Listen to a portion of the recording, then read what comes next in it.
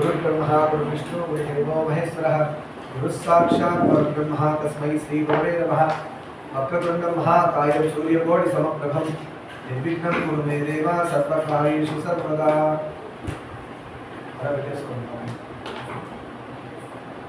ఇవాటి రోజున హయగ్రీవావతార ఘట్టం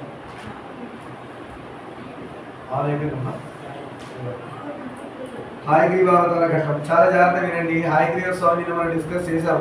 శివుడి అవతారంలో జ్ఞానప్రదాత ఎవరు? దక్షిణామూర్తి స్వరూపం. కృష్ణావతారంలో హయగ్రీవుని చెప్తారు. అలానే అమ్మవారిలో సరస్వతి అమ్మవారు చెప్తారు. సరే, సూతుని మాటలు విని మునులు ఆశ్చర్యచకితులై సూతుడు ఇంకా చెప్తున్నాడు, దానికి ఆశ్చర్యపోయాడు. ఎవరు? మునులందరూ. మహర్షి ఆదిదేవుడు ఎవరు? ఆదిదేవుడు ముందుగా ఉన్నవాడిని ఆదిదేవుడు అంటారు. ఆదిదేవుడు శివుడు, విష్ణువు కూడా. ఓకేనా? సర్వకారణ కారణుడు అయిన అన్ని కారణాలకి ఆయన కారణుడు. మనం కూడా మనం చేసింది ఏముండదు. అందుకే ఒక మంచి వాక్యం ఉంది, నహం కర్త హరి కర్త. నహం కర్త హరి కర్త అంటే నేను కాదు కర్తని. ఎవరు కర్త? హరి కర్త. అంటే నాతో చేయించేవాడు హరి అనే నమ్మకం ఉండి వెళ్ళిన వాడికి ఎప్పుడు ఏ పాపం పుణ్యమో అంటే ఛాన్స్ ఉండదు. దీనికంటే పాపం చేసి హరి మీద వేద్దామని కాదు అర్థం. ఎవరైతే హరియే నాతో చేయిస్తున్నాడు అన్నవాడు పాపం ఎందుకు చేయిస్తాడు? ఎందుకు చేయడానికి వాడు వెనకాల హరి ఉన్నాడని భయం. తప్పు చేస్తే స్వామి దండన వేస్తాడు యమధర్మరాజుకు చెప్పి. అందుకని అహంకర్త హరికర్త అంటే నేను కాదు కర్తని. కర్త అంటే చేసేవాడు, నేను చేయట్లేదు. ఎవరు చేస్తున్నారు? హరి. నా వెనకాల ఉన్న దేవుడు నా చేత ఇలా చేయిస్తున్నాడు. అది అందుకే సర్వకారణాలకి కారణం. ఒకసారి మనకు కష్టం వచ్చింది, ఎందుకు వచ్చింది అని దేవుడు తిట్టకూడదు. మన పూర్వజన్మ పాప పుణ్యాల వల్లే కదా మన కష్టాలు సుఖాలు వచ్చేది. మరి ఆయన తిట్టడం ఎందుకు? చేయడం ఎందుకు? ఆయన తిట్టడం ఎందుకు? చేసేటప్పుడు మాత్రం ఆయన మర్చిపోయి చేస్తాం పిచ్చి పనులన్నీ. అవునా?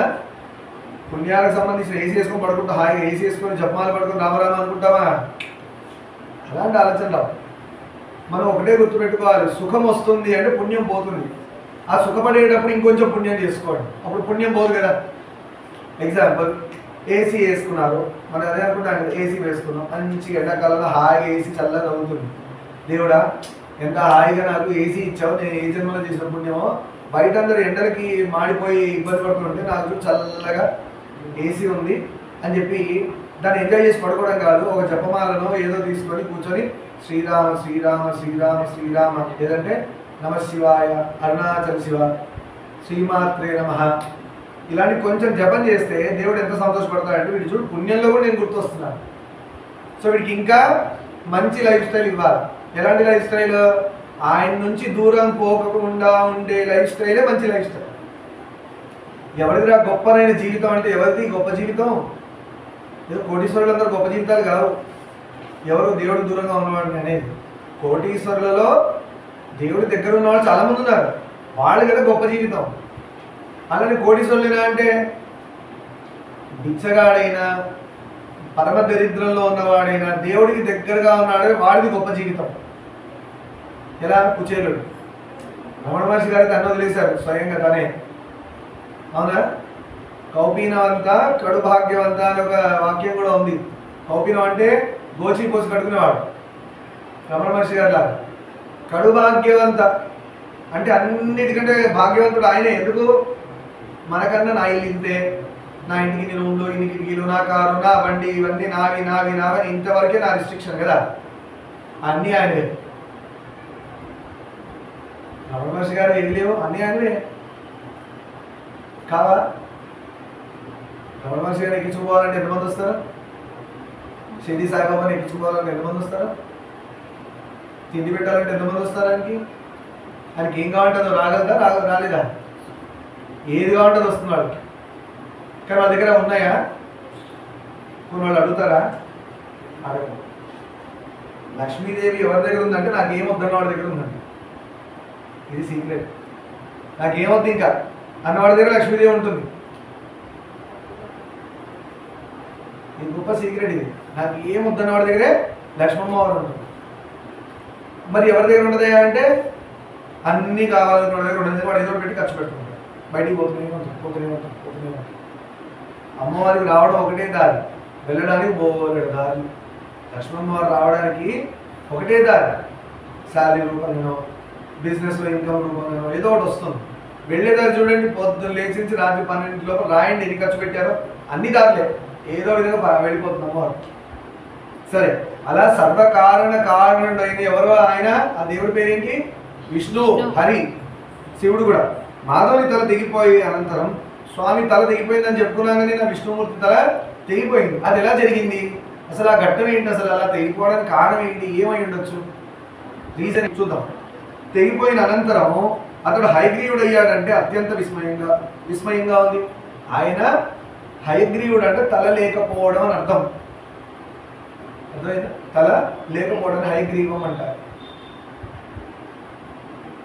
మనం రామాయణంలో కూడా ఇది విన్నాం. సుగ్రీవా నువ్వు హీనగ్రీవుడు అవుతావు అని రావణాసుడు తిడతాడు. అంటే తల లేని వాడిగా పడి ఉంటావని రావణాసుడు బెదిరించాడు సుగ్రీవుడిని. అతడు హయగ్రీవుడు అయ్యాడంటే ఎలాగా అని కొంచెం విష్ణుమూర్తికి ఇలాంటి సిచ్యువేషన్ వచ్చిందా? ఏంటి విష్ణుమూర్తి తలకాయ ఎగిరిపోయేంత సిచ్యువేషన్ ఉందా అని ఆలోచనలో పడ్డారు. సరే, ఆయన శిరస్సు ఎలా విచ్ఛిన్నమైనదో ఆ ఉదంతం అంతా మాకు సవిస్తరంగా సెలవయ్యండి అని మీ తరఫున నా తరఫున అందరం ఋషులు అడిగేశారు. ఎవరిని? సూత మహర్షిని అడిగారు. మనందరి డౌట్స్ చెప్పండి అన్నాడు అని అర్థించగా సూతుడు ఇలా చెప్పడం మొదలుపెట్టాడు. జాగ్రత్తగా వినండి. సూత మహర్షి చెప్తున్నాడు, హయగ్రీవుడు విష్ణుమూర్తి తలకాయ అలా తెగి పడిపోవడానికి కారణం ఏంటి, ఆయన హయగ్రీవుడు అవ్వడానికి ఏంటి కారణం అనేది చెప్తున్నాడు. పూర్వం ఒకప్పుడు పరమ తేజస్శాలి అయిన మహావిష్ణువు, గొప్ప తేజస్సు ఎక్కడి నుంచి వచ్చింది? ఆయనకి తపస్సు వల్ల వచ్చింది. అవునా? ఎవరు తపస్సు చేస్తున్నాడు? విష్ణువు, ఆదిపరాశక్తి. నేను చెప్తున్నాం కదా, అమ్మవారు తపస్సు చేస్తే అలాంటి శక్తులు వస్తాయి. మనల్ని పుట్టించి పరిపాలించి మనల్ని తీసుకెళ్లే వాళ్ళ శక్తే అమ్మవారు అయితే మనమే అమ్మవారు పెట్టుకుంటే అదే శ్రీ విద్య ఉపాసన అంటారు. శ్రీ విద్య ఉపాసన గొప్ప ఉపాసన. అది గురువు నుంచి రావాల్సిందే. దాన్ని ఎవరెవరు పూజలు చేస్తారయ్యా అంటే వినాయకుడు ఉంటారు దానిలో, తర్వాత బాలత్రిపుర సుందరి ఉంటారు, తర్వాత రాజశ్యామల అమ్మవారు ఉంటారు, తర్వాత వారాహి అమ్మవారు ఉంటారు, తర్వాత లాస్ట్లో లలితా త్రిపుర సుందరి దేవి అమ్మవారు ఉంటారు. వీళ్ళు ఒక్కొక్కరికి మంత్ర జపాలు, వాళ్ళ పూజా విధానము, ఒక సిస్టమ్ ఉంది శ్రీ విద్య ఉపాసన. నా అదృష్టాన్ని మా గురువు గారు ఎప్పుడో ఇన్స్టిట్యూట్కి ఒక పేరు ఇవ్వండి గురువు గారు అంటే శ్రీ విద్య అనేసారు అంతే. ఆ రోజు నేను ఏదో ఇన్స్టిట్యూట్కి నాకు వచ్చేది, నేను బిజినెస్ ఇంట్రెస్ట్ అంటే ఆన్లైన్ వర్క్ కోసం నాకు కావాలి, ఫ్యూచర్లో దాని అండర్లో నేను చాలా పనులు చేద్దాం అనుకుంటున్నాను. అయితే మా గురువు గారు ఇచ్చారు శ్రీ విద్య అన్నారు. అప్పుడు అర్థం కాలేదు, శ్రీ విద్య అన్నట్టుకుని ఆన్లైన్ వర్క్ చేశాను కొన్ని రోజులు ఐటీలో. తర్వాత ఈ ఇన్స్టిట్యూట్ చిన్నప్పటి నుంచి ఉంది కదా, శ్రీ విద్య అనే పేరు మీద రిజిస్టర్ చేద్దానంటే తోక ముందు వెనకాల ఏముండదు. రిజిస్టర్ చేసేప్పుడు షాక్ అయ్యారు, ఒట్టి శ్రీ విద్య ఏంటండి, అది ఎడ్యుకేషనా బిజినెసా? ఎవరైనా చూస్తే పేరు వెనకాల ఉండాలి కదా, అలానే పేరుకి వెనకాల ఏదో ఉన్నది. అది కూడా రిస్క్ తీసుకోలే. మా గురుగారు శ్రీ విద్య అన్నా శ్రీ విద్య పెట్టా, ఎడ్యుకేషన్ ఇన్స్టిట్యూట్ అవన్నీ నేను పెట్టుకోవాలి. కాబట్టి తోక నేను తగిలించుకుంటూ వస్తాను. Shri Vidya stores and service, Shri Vidya education institute, Shri Vidya course and service, ఇట్లా ఏదైనా పెట్టుకోవచ్చు. పేరు మాత్రం అది రిజిస్టర్. మా గురువు వాక్యం చోలబడ్డది శ్రీ విద్య. అలా చేసి చేసి ఇన్స్టిట్యూట్లో మారి చేసుకున్నాక ఒక రోజు నాకు అనిపించింది 2018లో అనుకుంటా, 2018లో గురువు గారు అంటే అప్పటికి మెల్లమెల్లగా నేను అన్నా కదా, ఆ అరుణాచల లింగం కూడా మన బుద్ధికి ఎలగలే. దేవుడి చదవడం, కొంచెం జీవితంలో కష్టాలు వచ్చినాయి బాగా రావడంతో దేవుడి దగ్గర అయ్యే సిమ్టమ్స్ కనబడ్డాయి. శని దేవుడి వల్ల, మిగతా గ్రహాల దయ వల్ల చాలా థ్యాంక్స్ ఎక్కువ. వాడు కష్టాలు పెట్టేందుకు నాకు దేవుడి దగ్గర అయ్యాడు, నేను దేవుడి దగ్గర అయ్యాను. అలా తెలుసుకొని మెల్లగా పురాణాలు చదవడం, గొప్ప గొప్ప గురువుల యొక్క ప్రవచనాలు వినడం, అవన్నీ విని విని మా గురువు గారు విని అలా సాధన చేసి చేసి చేసి మెల్లగా తెలుసుకుని ఏంటంటే శ్రీ విద్య అనే దానికి గురువుగారు నాకు తినడానికి ఇన్స్టిట్యూట్ పేరు పెట్టారు. సంతోషంగా నడుస్తుంది, బాగుంది. కానీ నేను గురుదక్షిణ గారికి ఏమి ఇవ్వాలి అనుకుని శ్రీ విద్య గురుపాద సేవా సమితి అని పెట్టాను. శ్రీ విద్య గురు పాద సేవ. గురువు దగ్గర ఎప్పుడు పాదసేవే, అదే గొప్పనైన సేవ. గురుగారికి ఇంకేం చేయగలరు, పాదసేవ చేస్తే చాలా అన్నీ వచ్చేస్తాయి.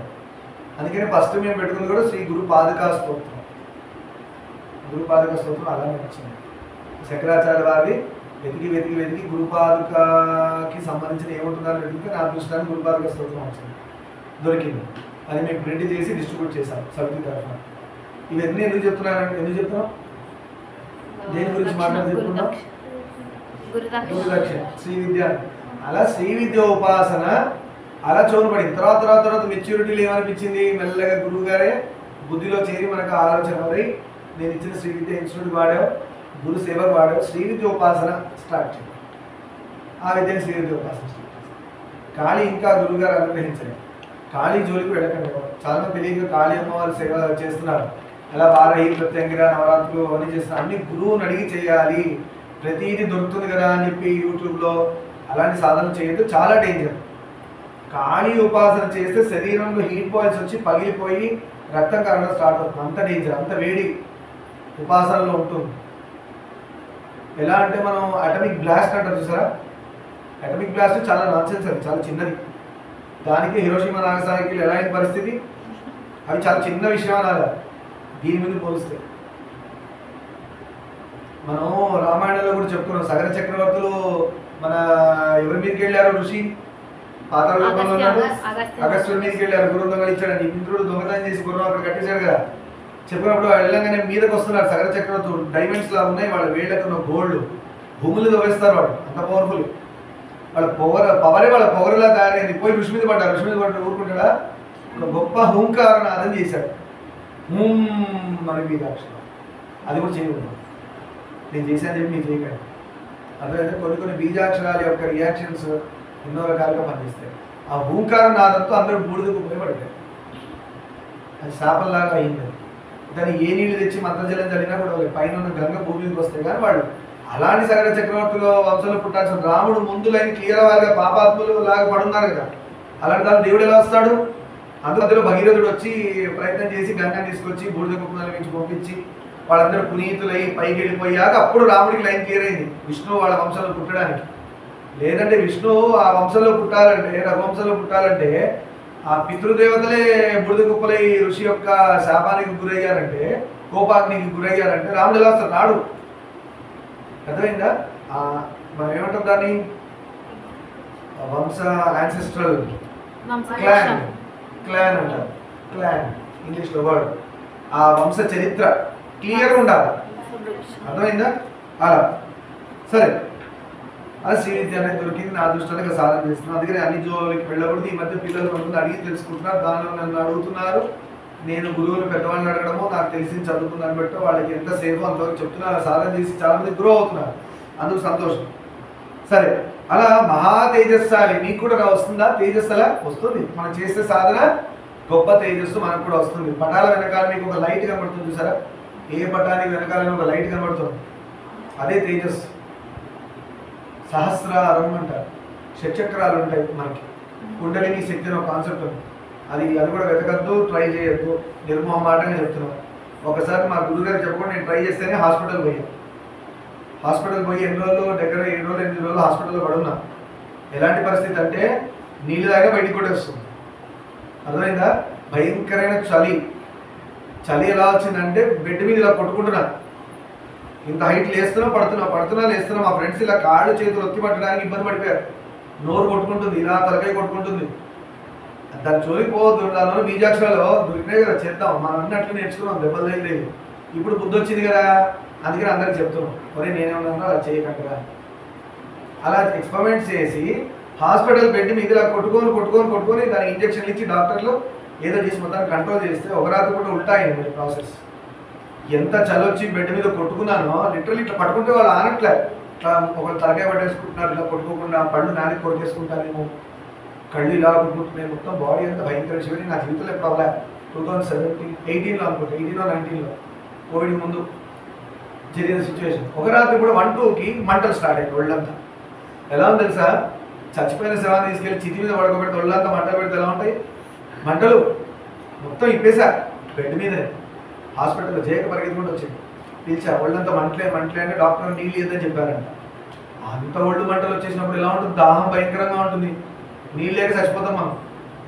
అంత దారుణమైన సిచ్యువేషన్ వచ్చింది. అప్పుడు చిన్న దానిలో డాక్టర్స్ చెప్పకుండా చిన్న మూతలు, బిస్లరీ బాటిల్ మూత ఎంత ఉంటుందా, బ్లూ కలర్ చిన్న లిడ్, సన్నగా ఉంటుంది కాయిన్ లాగా, దానిలో నీళ్ళు ఇస్తే అది కూడా వామిటింగ్. అంత నీళ్ళు కూడా వామిటింగ్. తర్వాత వారం 15 రోజులు ఎప్పుడు అయ్యాక డిశ్చార్జ్ చేస్తే నాకు దగ్గర 50 గ్లూకోజ్ బాటిల్ ఎక్కించారు. 50 ఫుడ్ లేదేం లేదు, అన్నిటికి తొడగనే లోపలికి. గ్లూకోజ్ బిల్ ఎక్కువైంది నాకు, గ్లూకోజ్. దానివల్ల షుగర్ ఎక్కువైంది. మరి షుగర్ వచ్చిందా?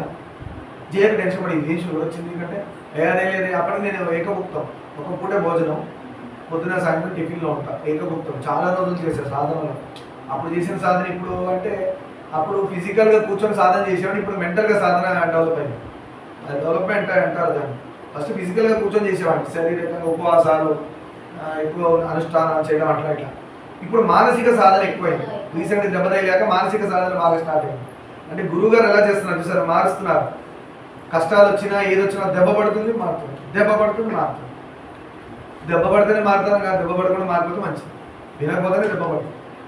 అందుకని గురుగారు చెప్పిన మాట బుద్ధి తెచ్చుకొని వినాలి. దానికి నేనే ఎగ్జాంపుల్. వినకపోతే దెబ్బ పడుతుంది, జీవితం మారుతుంది. ఆయన కాపాడుతాడు, కాపాడటని కాదు, వాడు చేసిన తప్పులకి మాత్రం శిక్ష ఖచ్చితంగా ఉంటుంది. ఎంత ఫిల్టర్ చేసి పాపం ఆయన వంతాడు తీసుకొని వంతాడు మనతో కరిగించిన వంతాడు మనం అనుభవించేదే మనం ఓర్చుకోలేకపోతున్నాం. అలా హాస్పిటల్ అంత ఇబ్బంది పడ్డా. అందుకని వాడి జోలికి వెళ్ళకండి. అలా శక్తిలో వస్తే సహస్రారం వచ్చినప్పుడు అలాంటి చక్రం ఒకటి మనకు కూడా ఇలా చీకట్లో ఇలా కూర్చొని ధ్యానం చేస్తే మన వెనకాల వెలుగు కనబడుతుంటుంది. ఆ వెలుగులో ఆ ఫేస్ని చూడగలుగుతాం. ఇది గొప్ప గొప్ప గుళ్ళలో వెళ్తే మీకు తెలిసిపోతుంది. చూడడానికి రాయి విగ్రహం అయినా కూడా దానిలో తేజస్సు కనబడుతుంది. ఎగ్జాంపుల్ అరుణాచలం, కాళహస్తి. కాళహస్తి వెళ్ళారు ఎవరన్నా? కాళహస్తి వెళ్ళారు. శ్రీకాళహస్తి శివుడి టెంపుల్, జ్యోతిర్లింగం, వాయులింగం. వాయులింగం లోపల దీపాలు కదులుతూ ఉంటాయి. అంటే స్వామి ఉచ్ఛ్వాస పీలుస్తూ ఉంటారు, గాలి కదులుతుంటారు. అందుకే దీపాలు కదులుతాయి. ఎక్కడ వెంటిలేటర్ ఉండదు, దీపాలు మాత్రం మంచి కదులుతుంటాయి. ఏ గుడిలో కదవాలి. ఇది వాయులింగం. అక్కడ శివుడు వాయుదేవుడుగా ఉన్నాడు. సరే, అలా తేజస్శాలి మహావిష్ణువు 10,000 సంవత్సరాలు 10,000 సంవత్సరాలు యుద్ధం చేశాడు. 10,000 years విష్ణువు యుద్ధం చేయడం అంటే ఏం కెపాసిటీ, ఏమన్నా ఎనర్జీ అసలు. మన 5 నిమిషాలు కుక్క ఆడి కబడ్డీ ఆడితేనే అంటే కూర్చొని 4 గ్లూకోజులు, అట్టి పండ్లు, అవి ఇవి ఎన్ని తింటామో. కెపాసిటీ చూసారా? రాను రాను మీరు ఇంకా దారుణంగా అవుతున్నారు. మీకంటే మేము బెటర్, పొద్దున్న వాడుతున్నాను. మీకంటే మేము నెక్స్ట్ వచ్చే వాళ్ళు ఇంకా ఫస్ట్, వాళ్ళ మీద మీరు బెటర్, మా మీద మా నాన్న వాళ్ళు బెటర్, వాళ్ళ నాన్న వాళ్ళ తాతలు ముత్తాతలు వాళ్ళందరూ బెటర్. ఎందుకంటే వాళ్ళ కెపాసిటీ ఎనర్జీ లెవెల్ లేదు. రాను రాను మనం ఎందుకు వీక్ అయిపోతున్నాం? కూర్చొని పనికిరాని పనులు చేయాలి. ఏం చేస్తున్నాం? కూర్చొని వాకింగ్ చేయండి అంటే ఎందుకు వాకింగ్? నాకు అవసరం లేదు వాకింగ్. నాకు వ్యాన్ వస్తుంది, మా నాన్న నడిపించుతాడు. లేదంటే అదేంటి ఊబర్ ఉంది, ఓలా ఉంది. దేవుడి తెలియదా ఊబర్, ఓలా, ర్యాపిడో ఉన్నాయని? కాళ్ళు ఎందుకు ఇచ్చాడు? ఒకటే గుర్తుపెట్టుకోండి, చిన్నప్పుడు మీరు కష్టం బాగా ఫిజికల్గా కష్టం మీరు చిన్నప్పుడు పడకపోతే మీ గ్రోత్ ఆగిపోతుంది, మీ ఇమ్యూనిటీ దెబ్బతింటుంది. ఫిజికల్ స్ట్రెయిన్ అవ్వాలి చిన్నప్పుడు ఖచ్చితంగా. Mental strain danger. ఇప్పుడు మీకున్న దరిద్రం ఏంటంటే మా టైంలో ఫిజికల్ స్ట్రెయిన్ ఉంది, మెంటల్ స్ట్రెయిన్ లేదు. మీకు మెంటల్ స్ట్రెయిన్ ఉంది, ఫిజికల్ స్ట్రెయిన్ లేదు. ఆపోజిట్ అయింది మీకు మొత్తం. చాలా డేంజర్. అందుకని మీ సైజులు ఇంతే ఉంటాయి. ఓకే, మీరు తినే తిండి అంతే ఉంటుంది, మీ బుద్ధి అంతే ఉంది, మీకు సంబంధించిన అన్నీ ఇంతే ఉంది. గొప్పగా ఏమీ లేవు. మెంటల్ స్ట్రెయిన్, అన్ని టెన్షన్లే. టీచర్ హోంవర్క్ రాకపోతే అంటే వీడు సూసైడ్ చేసుకుంటాడు. హోంవర్క్ చచ్చిపోతాడా? ఫోన్ డాడీ ఇవ్వకపోతే చచ్చిపోతాడు. అమ్మాయి చూద్దాంలే అంటే చచ్చిపోతాడు. అబ్బాయి చూద్దాంలే అంటే అమ్మాయి చచ్చిపోతాడు. అవునా? డిగ్రీలో తక్కువ మార్క్స్ వస్తే చచ్చిపోవాలి, 10th ఫెయిల్ అయితే చచ్చిపోవాలి, అన్నిటికీ చచ్చిపోవాలి. ముందే చచ్చిపోతే పేరెంట్స్కి ఆ ఖర్చు ఉండేది కాదుగా. బుద్ధి లేని డెసిషన్లు తీసుకుంటారు. ఎందుకు చావాలన్నా? పేరెంట్స్ అంత కష్టం ఒక్కసారి ఆలోచించండి. తల్లి 10 నెలలు మోసినందుకనే చావకూడదు. నువ్వు పని చేయాలి. చావాలనుకుంటే ఇటకరాలు 10 నెలలు మొయ్యి, కడుపు కట్టుకొని 11 నెలలు చచ్చిపో, నేనే దోసేస్తాను కావాలంటే. తెలుస్తుంది నా తల్లి కష్టం ఎంత ఫీల్ అయింది. పాపం నా బిడ్డ వస్తాడే, 10వ నెలలు దాటే, నా బిడ్డ అమ్మాయో అబ్బాయో అని యాంగ్జైటీ 10 months వెయిట్ చేస్తుంది. యాంగ్జైటీ 9.5 months వెయిట్ చేసి అబ్బాయి అమ్మాయి తెలియక అంత యాంగ్జైటీ ఓర్చుకొని చూడండి. సస్పెన్స్ ఓర్చుకుంది 9.5 months. తల్లి కాదు, తండ్రి కూడా. నాకేమొస్తుంది, ఇద్దరు మాట్లాడుకుని ఉంటారు. ఎవరు అమ్మాయి వస్తారో అబ్బాయి, ఇద్దరు ముచ్చట నడుస్తూ ఉంటాయి 9.5 months. తర్వాత వచ్చింది బేబీ. అమ్మాయి కానీ అబ్బాయి కానీ సంతోషం, వాడి ఇంట్లోకి హ్యాపీనెస్ వచ్చింది అనుకొని వాడు 4.5 years వరకు ప్రపంచంతో సంబంధం లేదు కదా. అందుకే ఎంత ముద్దు వస్తాడు. ఇప్పుడు మన పిల్లాడు కూడా వచ్చిపోతుంటే వాడికి ప్రపంచంతో సంబంధం లేదు. పుష్ప ఏమో చెప్తున్నాడు కానీ పాటలు పాడుతున్నాడు. అవేంటంటే ఇంట్లో పెట్టే పాటలే కదా, మనం నేర్పించిందే. నిజంగా వాడు పుష్ప పెట్టుకొని విన్నాడని కాదు. దేవుడు మన పాటలు మనం ఏది నేర్పిస్తాడు అదే నేర్చుకుంటారు కదా. ఆ విధంగా వాడు పాడుతున్నాడే కానీ వాడు ప్రపంచంతో ఇంకా కాంటాక్ట్ రాలేవాడు. వాడికి దేవుడితో కాంటాక్ట్ ఉంది. అందుకని వాడు ఏం మాట్లాడినా ముద్దు, ఏదైనా మీకు ముద్దు వచ్చింది అనుకో అంటే దానిలో దైవత్వం ఉందని అర్థం. ముద్దు రావడం. చిన్న కోడి పిల్ల ఎంత ముద్దు ఉంటాయి, ఎల్లో కలర్, పింక్ కలర్, చిన్న పిల్లి పిల్ల ఎంత బాగుంటుంది, చిన్న పంది పిల్ల చీ అందరూ బాగుంటుంది. అందుకని పంది బ్యాంక్ పెట్టలేదు కదా, పిగ్గీ బ్యాంక్ పెట్టారు కదా, చిన్నది పిగ్లెట్స్ కదా, పిగ్లెట్స్ గుజ్జు గుజ్జు పెట్టారు కానీ పెద్ద పంది తోకేసి జుట్టేసి అలా పెడితే చీ అని పడేస్తారు బయటికి. ఆ నున్నగున్న పింక్ కలర్ పంది పిల్లలు కూడా ముద్దే వస్తుంది. ఏది ముద్దు రాదు, బాతు పిల్లలు చిన్న చిన్నవి ప్యాక్ ప్యాక్ ప్యాక్ ప్యాక్ అనుకుంటే ఏదో ఒకటి.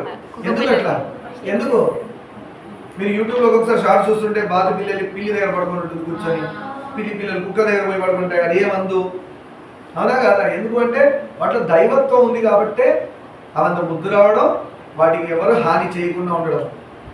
కానీ అలాంటి చిన్న చిన్న వాటి కూడా చంపి తినే మహామృగాలు కలియుగంలో మానవ రూపంలో తిరుగుతున్నాయి కదా, అన్నీ తినేస్తాయి. కొరియా చైనా పోతే గోడ మీద పాకేవి, భూమి మీద పాకేవి కూడా లోపల వేసేసుకుంటారు. మామూలుగా స్టోరేజ్ హౌస్లు దాచిపెట్టుకుంటారు, లోపల వేసుకుంటారు. సరే బయటకు వచ్చేద్దాం, ఈ దీనిలోంచి బయటకు వచ్చేద్దాం. అలా ఎందుకు వచ్చిందంటే ఆ స్టామినా ఎక్కడుందని, అలా స్టామినా ఎనర్జీ అంటే సాత్వికాహారంలో ఉంది, మాంసాహారంలో లేదు. కమర్షియల్ ఆస్పెక్ట్స్లో మాంసాహారాన్ని ఎంకరేజ్ చేస్తున్నారు. యాక్చువల్గా గుడ్డు తినకపోతే లాస్, చికెన్ తినకపోతే లాస్, అన్ని లాస్ లాస్ అని ఫీల్ అవుతున్నారు కాబట్టి అవి తినండి అని ఎంకరేజ్ చేస్తున్నారు. కానీ బర్డ్ ఫ్లూ వస్తే మరి ఏం పరిస్థితి? మీకు ఒక మాట చెప్తా, కూరగాయలు కూడా జబ్బులు ఉంటాయి. కానీ ఫలానా వంకాయకి జబ్బు వచ్చింది తినకండు, టమాటాకి జబ్బు వచ్చింది తినదు టమాటాలు అని ఇక్కడ న్యూస్లో విన్నారు. ఇన్నేళ్ళలో చెప్తున్నా, దోసకాయకి జబ్బు వచ్చింది తినద్దని విన్నారా? చీడ పడుతుంది మహా, పురుగులు తింటాయి అవునా కాదా. కానీ కూరగాయల వల్ల హాని జరిగిందని ఒక రీజన్ ఉంది. అదేంటంటే మనం వేసే దిక్కుమాల కెమికల్స్ వల్ల మనం వాటి నాశనం అంటే పైనంతా కెమికల్ పూసి తింటున్నాం. చావుకి ఏం చేస్తాడు అవునా కాదా. సో నాన్ వెజ్ తినే వాళ్ళకి డేంజర్ ఎక్కువ ఉంది, డేంజర్ సివియారిటీ ఎక్కువ ఉంది సాత్వికాహారం కంటే. సాత్వికాహారం వాళ్ళు సాధనకి పనికి వస్తారు. అట్లాంటి నాన్ వెజ్ వాళ్ళు నా మీద గొడవకు వస్తారు. నాన్ వెజ్ తినే వాళ్ళు ఏం చేస్తారంటే, నేను మొన్న కూడా అనుకున్నా ఏం చేయాలి, రోజు తినేవాళ్ళు వారానికి ఒకసారి పెట్టుకోవాలి, మెల్లమెల్లమెల్లగా నెలకు ఒకసారి, తర్వాత సంవత్సరానికి ఒకసారి, తర్వాత ఎప్పుడో పెళ్ళిళ్ళలో ఎక్కడో తింటాం, తర్వాత కంప్లీట్గా మానేయడం. నాన్ వెజ్ తినే వాళ్ళకి చాలా డ్రౌజింగ్ ఉంటారు, చాలా లేజీగా ఉంటారు, చాలా నిద్ర వస్తున్నట్టుగా ఉంటారు. ఎందుకు చెప్పాలా, అది అడిగించుకోవడానికి శరీరానికి చాలా టైం పడుతుంది. ఫ్రెష్ కదా, ఫ్రెష్ అడిగించాలి, ఎంత కష్టం. ఒక ఫ్రెష్ని, ఒక డెడ్ బాడీని ఒక లివింగ్ బాడీ అడిగించాలి, ఎంత కష్టం. చాలా టఫ్. బ్రెయిన్ ఎంత ఇన్స్ట్రక్షన్స్ ఇవ్వాలి, ఎన్ని ఎంజైమ్స్ రిలీజ్ చేయాలి, యాసిడ్స్ రిలీజ్ చేయాలి, అది మొత్తం మిక్సీలో తిప్పాలి ఎంత పవర్ యూసేజ్ అవుతుందో అక్కడ కదా. సరే మీ ఇష్టం, చెప్పాను తింటానని తిన్నాను. సంవత్సరాల దారుణ యుద్ధం చేసి అలసిపోయి ఒక సమప్రదేశంలో సత్యమైన ధనురాగ్రాన్ని కంఠానికి ఆలంబనంగా చేసుకుని పద్మాసనస్థుడై దైవయోగం చేత గాఢంగా నిద్రపోయాడు. అంత యుద్ధం చేసి అలసిపోయాడ పాప విష్ణుమూర్తి. ఆ ధనుస్సుని అలా పద్మాసనం వేసుకొని కూర్చొని ఆ ధనుస్సుని ఇలా పెట్టుకొని ఆ ధనుస్సు యొక్క అగ్రభాగానికి తలకాయలు వేసి నిద్రపోయాడు. అయ్యో అంత నిద్ర వస్తే మా ఇంటికి వస్తే హాయి రెడీ చేసి పెట్టి పడుకుంటున్నాం. నిజంగా విశ్వాలు పడుకుంటే మేము ఎప్పుడూ ఆల్వేస్ వెళ్ళమని అంటాం కదా. ఆయన అలా నిద్ర వచ్చిందంటేనే పాపం బాధ అనిపిస్తుంది. అయ్యో 5,000 సంవత్సరాలు యుద్ధం చేసి నీకు ఆఖరికి ఏమి దొరక్క పద్మాసనంలో పెట్టుకొని ఆ ధనస్సులో పెట్టుకొని ధనస్సుకి తలకాయ నుంచి పడుకున్నావా స్వామి అని బాధ అనిపించాలా? విష్ణు ఏమో నిద్ర వచ్చి నువ్వు పడుకోవా, స్కూల్ నుంచి రాగానే ఒక కాలు కింద ఒక కాలు పైన పెట్టి మంచం మీద ఇలా పడుకుంటా లేదా, ఒకసారి బ్యాగ్ మీద పడుకుంటాం. మన ఇంట్లో జరిగే పరిస్థితులే. బాగా టైట్నెస్ ఉంటే ఎక్కడ పడుకున్నా కూడా తెలియదు మనకి. సరే, అదే సమయంలో దేవతలు యజ్ఞం చేయడానికి సంకల్పించుకొని, దేవతలు అదే టైంలో ఏమనుకున్నారు, యజ్ఞం చేయాలనుకున్నారు. యజ్ఞం చేస్తే ఏమవుతుంది, చేయమని పక్కన పెట్టి దేవతలు ఆ టైంలో యజ్ఞం చేస్తే ఏమవుతుంది, యజ్ఞంలో హవిస్సులు ఇస్తారు. హవిస్సులు ఇస్తే ఆ హవిస్సులు అంటే దాని స్వాహ అనేస్తారు. బెల్లం పొంగల్లా చేసి నెయ్యి, కర్ర పుల్లలు అంటే సమితలు అంటారు, అవన్నీ వేస్తారు. అదే పాయసంగా మారి స్వామికి వెళ్తుంది. ఎవరు హవిస్సు తీసుకున్నాడు, బ్రహ్మ విష్ణు మహేశ్వరుడు, దేవతలు ఇంద్రాది దేవతలు అందరికి హవిస్సు వెళ్తుంది. వాయుదేవుడు అగ్నిదేవుడు అందరికీ. అది పట్టుకెళ్ళేది మనం ఇట్లా తీసుకెళ్ళి నోట్లో పెడితే తింటారు. అగ్ని ద్వారానే దేవుడు అన్నం ఎప్పుడు తింటాడు అంటే అగ్ని ద్వారానే తింటాడు, ఇంకేది ఇచ్చినా తినడు. ఇది శాస్త్రం, ధర్మం చెప్పింది ఇది. కానీ గొప్ప గొప్ప భక్తులు పెడితే శబరి లాంటి వాళ్ళు పెడితే కూడా తిన్నాడు, ఎంగిలి కూడా తిన్నాడు. భక్త కన్నప్ప అయితే మాంసం కూడా పెట్టాడు. ఏ మాంసం? పంది మాంసం పెట్టాడు. ఆయన కూడా తిన్నాడు, హాయి తిన్నాడు. ఆయన పెడితే తింటావు, నేను పెడితే తిన్నావు అని అడగద్దు. 10 మాంసం తెచ్చిపెట్టాడు. ఆయన భక్తి వేరు, ఆయన కన్ను తీసి పెట్టాడు, మనం పెడదామా? అలాంటి 10 మాంసం పెట్టాడు. భక్తిలో ఆయన ఎక్కడో ఉన్నాడు కాబట్టి ఆయన మాట భగవంతుడు విన్నాడు. స్వామి కూర్చో, తిన్నాడు, తింటాడు, హాస్పిటల్స్ కూర్చొని తింటాడు. ఆ కంట్రోల్ వచ్చింది భక్తుడికి. అంటే ఆయన అలా కట్టుబడి భక్తుడి మాట విన్నాడు దేవుడు. అంత సాధన మనం చేస్తే కదా ఫస్ట్, సరే చేస్తే మంచిదని చెప్పాలి. అదే సమయంలో దేవతలందరూ యజ్ఞం చేయాలి. యజ్ఞం చేసి హవిస్సు తీసుకోవాలి కదా. అగ్నిదేవుడు వచ్చి విష్ణువుకి, ఇంద్రుడికి, శివుడికి, బ్రహ్మదేవుడికి, మిగతా దేవతలందరికీ పాయసంగా ఇస్తే వాళ్ళు తాగుతారు. అప్పుడు దేవతల కడుపు చల్లబడుతుంది. మనిషి చేసే యజ్ఞం వల్ల దేవతలు చల్లబడతారు. అలా చల్లబడ్డ దేవతలు వరాలు కురిపిస్తారు. మనం వరమడుతాం, స్వామి నా కారు, సైకిలు, మంచి రిజల్ట్ ఉట్టికిస్తారేంటి? ఎందుకే ఉట్టికి చెప్పండి. ఉట్టికిస్తే పాడైతారు. మీరు హార్డ్ వర్క్ చేసి స్వామికి కమిట్మెంట్ ఇస్తే మీకు కూడా సంతోషం. స్వామి నేను నీకోసం ఇది చేశాను, నాకు ఇది ఇచ్చావా? మీరు బిజినెస్ కాదు నాన్న, మీరు బిజినెస్గా ఆలోచించారు అంటే దేవుడికి ఇస్తాను అంటే ఏమి కూడా ఇస్తాడు. కానీ మీరు ఏమి పని చేయకుండా మీకు డబ్బులు ఇచ్చిపోతే మీరు ఏమైతారు? పాడైతారు, బాగుపడతారు, దొంగోళ్ళు అవుతారు. అందరు పుట్టి కూర్చొని తిన్న అలవాటు ఏం కదా. కష్టానికి తగ్గ ఫలితం ఎప్పుడు ఉంటుంది? మీ కష్టానికి తగ్గ రిజల్ట్ కావచ్చు, అమౌంట్లో కావచ్చు, పేరు కావచ్చు, ఏదైనా రావచ్చు. వస్తేనే కదా మీకు సంతోషం. పుట్టి కూర్చొని you're great, you're miss world, miss universe అనో, మిస్టర్ యూనివర్స్ అని పెడితే ఎందుకు ఇచ్చారండి అంట. బంగారం బాగా కష్టపడి నువ్వు కొనుక్కుంటే వాల్యూ. అదే రోజు గ్రాము ఇస్తున్నాం, ఏమనిపిస్తుంది? నిజమేనండి, ఎందుకు ఇస్తున్నారు రోజు అంటారు.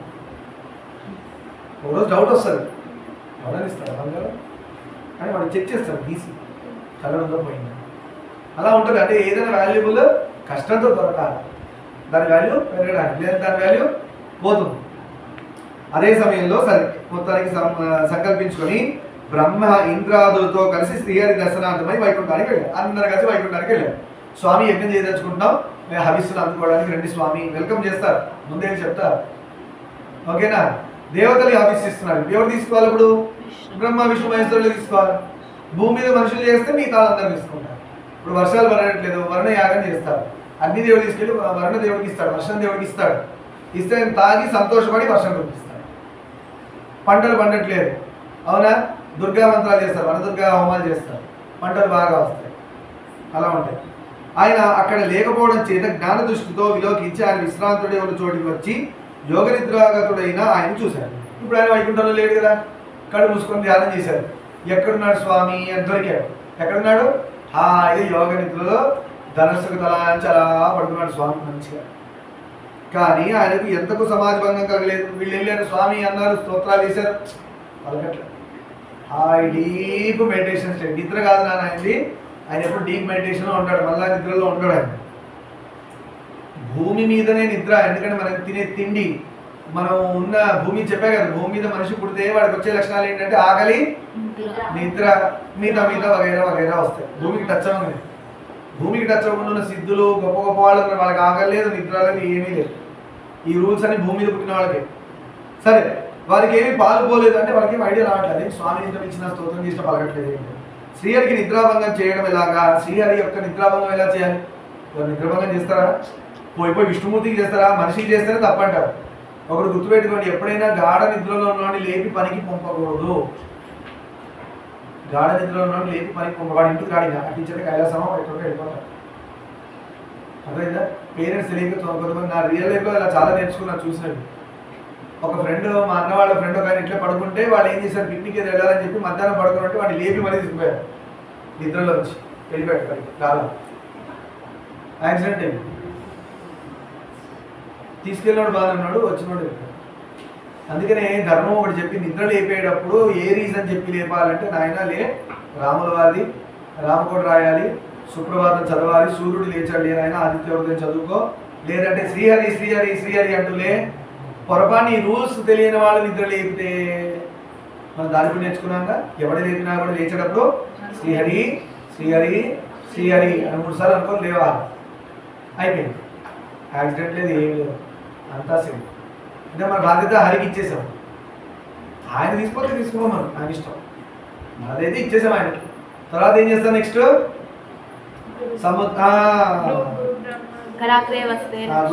గురువుని తలుచుకుంటాం. తర్వాత వినాయకుడిని తలుచుకొని తర్వాత కరాగ్ర వసతే లక్ష్మి కరమధ్యే సరస్వతి కరమూలే స్థితే గౌరీ ప్రాత సంధ్య ప్రాత ప్రభాతే కరదర్శనం. Very good. ప్రభాతే కరదర్శనం. పొద్దున అలా చూసుకోవాలి. చేతులు ఎక్కడో లేరు, అమ్మవారు ముగ్గురు మన చేతిలో ఉన్నారు. కరాగ్ర వసతే లక్ష్మి కరమధ్యే సరస్వతి కరమూలే స్థితే గౌరీ ప్రభాతే కరదర్శనం అని అమ్మవారు ఇలా కళ్ళు తెరిచి ఇట్లా చూసుకోవాలి. నెక్స్ట్ చేసే పని ఏంటి? కాలు కింద పెడతాం. అది అమ్మవారి మీద పెడుతున్నాం. అందుకోసం శ్లోకం ఏంటి? సముద్రవసనే దేవి పర్వతస్థన మండలే విష్ణుపత్ని నమస్తుభ్యం పాదస్పర్శ క్షమస్వమే అని చెప్పుకుంటూ పాదం పెట్టి దిక్కు లేదమ్మా ఇదే పర్లేదా నడుచుకో, పని చేసుకో, ఓకే యాక్సెప్టెడ్ అంటే పాపం లేదుగా. లేదా అమ్మవారిని తొక్కిన పాపం వస్తుంది. ఇవి చేయని వాళ్ళందరూ పాపాలే చేస్తున్నారు, గుర్తుపెట్టుకోండి. రోజు ఈ శ్లోకం చెప్పకుండా భూమి మీద కాలు పెట్టిన వాడికి కష్టాలు తథ్యం ఖచ్చితంగా వస్తాయి. కష్టాలు ఖచ్చితంగా వస్తాయని చెప్పాలి. ఎందుకు? తెలిసి కూడా చేయకపోతే ఇంకా దారుణం. తెలుసుకోవడం కూడా ధర్మం. నాకు తెలియదు కదా, రాదు కదా అనొద్దు. తెలిసి పెట్టినా తెలియక పెట్టినా నిప్పులో వేలు పెడితే ఏమవుతుంది? నేను కళ్ళు మూసుకొని పెట్టాను నాకు తెలియదు అంటే బొబ్బ వస్తుంది, చూసుకుంటే తెలుస్తుంది. అలా చేయకూడదు. ధర్మం ఎప్పుడు పార్షియల్ ఉండదు, అందరూ సమానం. చేయండి అలా. సరే సరే ఎలా మరి పద్మాసమైన ఆయనకి నిద్ర గాఢంగా నిద్రపోయాడు, ఎలా చేయాలి మరి? ఎన్నో చేశారు, చూశారు యోగ నిద్రతో. ఆయన కళలో బయటికి రాలేదు యోగాతో. వారికి ఏమి పాల్పొలు, వారికి ఏమి ఐడియాస్ రాలేదు. శ్రీహరికి నిద్రాభంగం చేయడం ఎలాగా? నిద్రాభంగం దేవుడికి అసలే చేయకూడదు. అందుకని మన ఇంట్లో పూజలు చేశాక వింజామర పడితే ఆయన హాయిగా నిద్రపోతాడు. అందుకే మనం అడ్డు పెట్టేసేసి కట్టెలు వేసేసి నిద్రపోవడానికి కామ్గా ఆయన వదిలేయాలి. అప్పుడు మళ్ళీ రేపొద్దున ఆయన యాక్టివ్గా ఉంటాడు. ఆయన ఎంత యాక్టివ్గా ఉంటే మనంత బాగుంటుంది. ఆయన ఎంత సంతోషంగా ఉంటే మనంత బాగుంటుంది. అదే కదా శివలింగం చల్లగా ఉండాలని చెప్పుకున్నాం మనం. సరే, అప్పుడు శంకరుడు పరమేష్టి వంక చూసి శ్రీహరికి నిద్రాభంగం కలిగించడం దోషహేతువు. శ్రీహరికి నిద్రాభంగం కలిగించడం దోషం అని చెప్పాడు శివుడు. ఎవరిని చూసి? బ్రహ్మదేవుడు చూసి. ఓకేనా? మన యజ్ఞ కార్యక్రమము జరగాలి. మరి యజ్ఞం కూడా జరగాలి కదా. యజ్ఞం జరగకపోతే కష్టం కదా. శ్రీహరి ఏమో పడుకున్నాడు. ఎలా మరి హవిస్సు ఆయనకి ఇవ్వకుండా ఎలా జరుగుతుంది? కంప్లీట్ అవ్వదు. ఆ ముగ్గురు తీసుకుంటేనే యజ్ఞం కంప్లీట్ అవుతుంది. కనుక నీ ఒక పురుగును సృజించు, ఒక చిన్న పురుగుని సృష్టి చేయి అన్నాడు. చిన్న పురుగు. ఓకేనా? హరికంఠానికి ఆధారభూతంగా ఉన్న వింటి క్రింద కొప్పు దగ్గర వదులు. ఆ పురుగును సృష్టించి ఆ వింటి నాడి దగ్గర కొప్పు ఉంది కదా, ఆ కొప్పు దగ్గర ఆ పురుగును వదిలేసేయి. దానికి ఒక సంకల్పం చెప్పదు, ఏం చేయాలో పని, దానికి డ్యూటీ అజైన్ చేయాలి కదా, ఆ పని. అది ఆహారార్థం నారిని కొరుకుతుంది. ఆ వింటి నారు కదా, అది ఆకలి వేసి ఏం చేస్తుంది? ఆ వింటి వైర్ని కొరుకుతుంది. కొడితే వైరు టప్పని ఇప్పటి సౌండ్ వస్తుంది. హరి లేస్తాడు. ఈ ప్లాన్ వేసుకున్నారు. శివుడు చెప్పాడు. ఎవరికి? బ్రహ్మదేవుడు. అది ఆహారార్థం దాన్ని కొరుకుతుంది. అప్పుడు బిల్లు సడలిపోతుంది. వీళ్ళు శివుడు అనుకుంది ఏంటంటే వీళ్ళు తెలియడానికి అన్నీ తెలుసు, కానీ మన స్టోరీ ఇలా వెళ్ళాలి. హైగ్రీవుడు రాలేకపోతే మన జ్ఞానం రాదు. అందుకని అలా జరిగింది. ఆ ఇంటి దగ్గర కొరికింది పోయి. హరికి నిద్రాభంగము మనకు కార్యసిద్ధి కలుగుతాయి అన్నాడు. అంటే యజ్ఞం కూడా నెరవేరుతూ హరి కూడా లేస్తాడు. ఆ నిద్రాభంగం కాసినట్టు కాదు, పురుగు కొరికింది కాబట్టి లేచాడు కాబట్టి మనకేం కాదు. ఎవర్రా చేసింది అంటాడు, అంటే పురుగు అంటే అంటాడు. అసలు రేపు జీవి అని ఆయన అనుకుంటాడు. అలా ప్లాన్ చేసింది. ఇప్పుడు ఇంకోటి ఉంది చూడండి. ఇక్కడ శివుడు అన్నట్టుగా బ్రహ్మ ఒక కీటకాన్ని సృష్టించాడు. బ్రహ్మ ఒక సృష్టి కదా, ఎప్పుడైతే టక్క మనం పురుగుని తయారు చేశాడు. ఏంటది? అది వైర్లు తినే పురుగు. ఆ ఇంటి నారింది కదా, ఆ నారిని కొరికే పురుగుని తయారు చేశాడు. వదిలేడు కొప్పు దగ్గర.